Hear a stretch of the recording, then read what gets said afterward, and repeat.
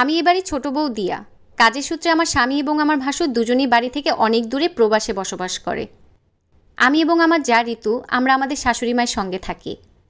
আজ খাবারের টেবিলে বসে আমি লক্ষ্য করলাম আমাকে না ডেকে আমার শাশুড়ি এবং যা খেতে বসে পড়েছে। এই ধরনের আচরণ তারা আগে কখনো করেনি, তাই আমার এটা মেনে নিতে ভীষণই কষ্ট হলো। তবুও নিজের মতন গিয়ে টেবিলে বসলাম। তারপর দেখলাম শাশুড়ি মা আমার জায়ের পাতে একটা গোটা মাছের মাথা তুলে দিয়েছে, অথচ আমি সবজি দিয়ে ভাত খাচ্ছি, সেদিকে উনি খেয়াল করছে না। আমি ভীতু দৃষ্টিতে জায়ের পাতের ওই মাছটার দিকে তাকিয়ে আছি। আমার যা গপাগপ ভাত গিলছে। আমার দিকে তাকিয়ে শাশুড়ি মা বলল, কি হলো বৌমা, তুমি ওভাবে বড় বৌমার পাতের দিকে তাকিয়ে আছো কেন? নিজের ভাত খাচ্ছ না কেন? তোমার কি খিদে নেই? শাশুড়ি মা বুঝেও যেন বুঝতে পারলেন না বড় বৌমার পাতে বড় মাছটা আমার মনের ভিতর ঠিক কতখানি কষ্ট দিয়েছে। সে বড় মাছ খাচ্ছে এটা আমার কাছে যতটা না কষ্টের, তার থেকেও বেশি কষ্ট হলো আমাকে একটু মাছ দেওয়া হয়নি। দুজনের প্রতি দুরকমের আচরণ দেখে আমার খুবই অবাক লাগলো। আমি শাশুড়ি মায়ের প্রশ্নের উত্তরে মৃদুভাবে বললাম, মা, মাছ আর নাই। আমার যা যেন ভীষণ শান্তি পেয়েছে আমার মাছ না পাওয়া দেখে। সে তখন আমার প্রশ্নের উত্তরে বলল, বুঝেছেন না, ওকে মাছ দেওয়া হয়নি বলে ও খাচ্ছেন না। কেমন আমায় হিংসে করে দেখুন। একদিন ওকে মাছ না দিয়ে আমাকে দেওয়া হয়েছে, এই জন্য জ্বলে পড়ে যাচ্ছে। আমি তো আর ওর নিজের দিদি নই, তাই বুঝি এত হিংসা? আপনি বরং আজকেই ওর জন্য মাছের মাথা নিয়ে আসবেন। আমি আমার যাকে উদ্দেশ্য করে বললাম, এভাবে কেন বলছো দিদি? আমি তোমার মাছ খাওয়া নিয়ে কিছুই বলিনি, কিন্তু মাছের একটাও টুকরো আর অবশিষ্ট নেই, তাই আমি জিজ্ঞেস করেছিলাম। আর তাছাড়া সবজি দিয়ে ভাতও আমি প্রায় শেষ করে ফেলেছি মা। আর আমি তোমাকে হিংসে করতে যাব কেন? তুমি তো আমার দিদির মতোই। নিজের দিদি নয়তো কি হয়েছে? আমি তোমাকে কখনো আমার থেকে আলাদা ভাবি না। শাশুড়ি মা আমাকে থামিয়ে বলল, মাছ আর নাই বৌমা, আজ এমনিই খাও। কাল যদি তোমার স্বামী টাকা পাঠায় তাহলে একটা মাছ দিব। বড় বৌমাকে মাছ দিয়েছি কারণ ওর স্বামী এ মাসে বেশি টাকা দিয়েছে। তোমার স্বামী ফোন করলে বলে দিও বাজার বর্তমান বেড়েছে, মাছ মাংসের দাম বেড়েছে। একটু বেশি টাকা না পাঠালে রোজ রোজ তোমাকে মাছের মাথা দিয়ে ভাত দেওয়া আমার পক্ষে সম্ভব নয়। যা পাচ্ছ এটাই অনেক। ইদানিং দেখছি শাশুড়ি মা আমাকে টাকার খোঁটা দিচ্ছে। কোনো মা তার ছেলে সম্পর্কে এভাবে কথা বলতে পারে আমার জানা নেই। আমি বললাম, আমাদের স্বামীরা তো আপনারই ছেলে, টাকা অনুযায়ী বুঝি বৌমাদের খাওয়াবেন? একই জায়গায় বসিয়ে দুজনকে আলাদা আলাদা খেতে দেওয়া কি একজন মায়ের কর্তব্য? শাশুড়ি মা বললেন, এত কথা কিসের বৌমা? তাড়াতাড়ি ভাত খাও। তোমার কথা শুনবো বলে কি বসে আছি? ভাগ্য ভালো আমি আছি বলে পাতের গোড়ায় ভাত সবজি পাচ্ছ। অনেকদিন তো হলো তোমাকে বিয়ে দিয়ে এ বাড়িতে নিয়ে এসেছি, কোনোদিনও রান্নাঘরে ঢুকতে বলিনি, কিন্তু এবার থেকে আমি চাই তুমি রান্নাঘরে ঢুকো, রান্নাবান্না করো, কারণ সারাদিন বসে বসে খাওয়া কিন্তু শরীরের পক্ষে ভালো না। বলেই মা চলে গেলেন। আমার শাশুড়ি মা আমাকে খাবার কিংবা টাকার খোঁটা দিলে আমার জায়ের মনে মনে বেশ আনন্দ অনুভূত হয়, সেটা আমি ওর চোখ দেখেই বুঝতে পারি। শাশুড়ি মায়ের কথাগুলো শুনে আমার চোখ থেকে দুফোঁটা গল জড়িয়ে পড়ল। তখন আমার যা বলল, শুনেছি তোমার বাপের বাড়ির লোকজন অনেক গরিব, তুমি কি বাপের বাড়িতে রোজ মাছের মাথা দিয়ে ভাত খেতে?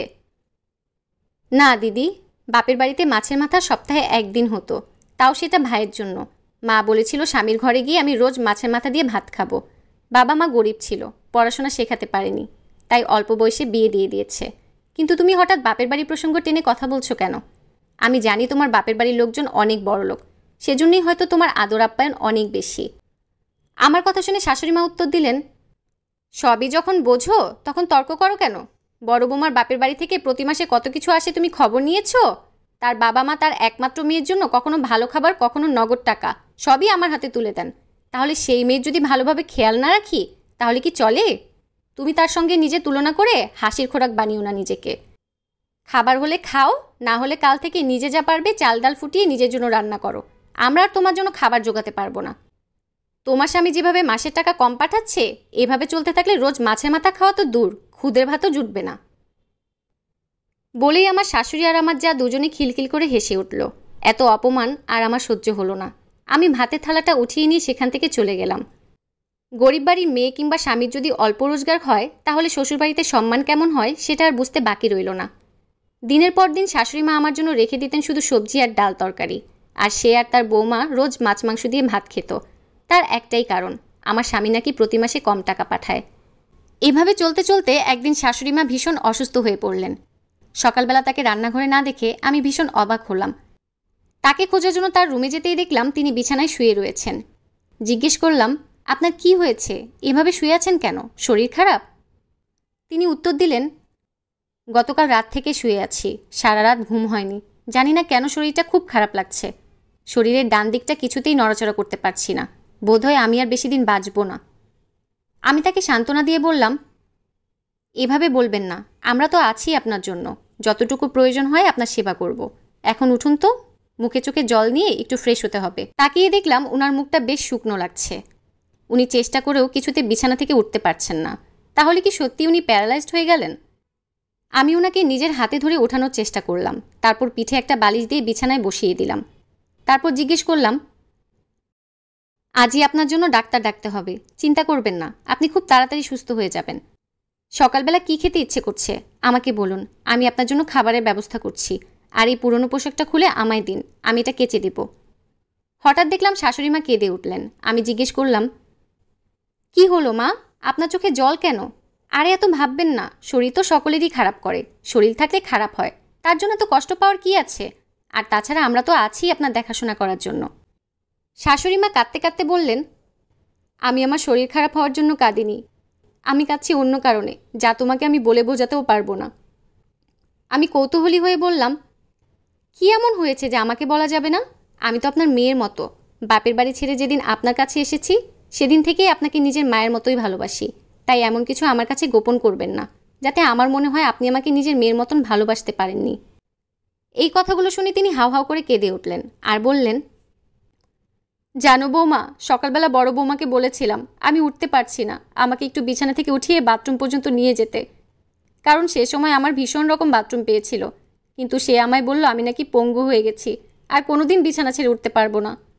আর আমি যা মোটা, সে আমায় সাহায্য করতে এসে হাঁপিয়ে যাবে, তাই প্রয়োজনে সে আমার জন্য আয়া রেখে দিতে পারবে, কিন্তু সে আমায় সাহায্য করবে না। এদিকে বিছানা থেকে সময় মতন উঠতে না পারার জন্য আমি বিছানাতেই বাথরুম করে বিছানা নোংরা করে ফেলেছি। সেই তখন থেকে ভিজা বিছানায় শুয়ে রয়েছি। ভীষণ রকম মানসিক কষ্ট হচ্ছিল, আর আমার ভীষণ অসহায় লাগছিল। তারপর হঠাৎ তুমি এলে। তোমাকে না বলতেও তুমি আমার কত যত্ন করার চেষ্টা করছো, এগুলো ভেবে কান্না পাচ্ছে আমার। আপনি আর কষ্ট পাবেন না, কোনো আয়া নয়, আমি আপনার সমস্ত রকমের খেয়াল রাখবো। কারণ এই বাড়িতে আমি তো আপনার ভরসাতে এতগুলো দিন কাটিয়ে ফেললাম, তাই আপনার প্রতি আমার এইটুকু কর্তব্যবোধ থাকা উচিত। আপনার ছেলে আমাকে সবসময় শিখিয়ে দিয়েছে, মা অনেক কষ্ট করে তাদের মানুষ করেছে, তাই সেই মায়ের খেয়াল রাখা আমাদেরও কর্তব্য। আমি বুঝতে পারলাম আমার শাশুড়ি মা একটা ছোট্ট শিশুর মতো আচরণ করছেন আমার সাথে। উনি বুঝতে পেরেছেন ওনার ভালো সময় যে মানুষটা ওনার সাথে ছিল, ওনার খারাপ সময় সেই মানুষটা ওনার সাথে নেই। তারপর উনি বললেন, তোমাকে আমি কত ছোট করেছি, অপমান করেছি, খাবার টেবিলে তোমাকে ভালো করে খেতে দেইনি। আমি সুস্থ থাকার সময় তোমাকে সবসময় মন্দ কথা বলেছি, কিন্তু আজ আমি অসুস্থ। যাকে ভালোবেসে সব কিছু দিলাম সে আমার সাথে থাকলো না, অথচ কিছু না পাওয়ার পরেও তুমি আমার সাথে রয়েছো। একেই হয়তো বলে বিপদে যারা পাশে থাকে তারাই হলো আসল প্রিয়জন, যা আমি এতদিন চিনতে ভুল করেছি।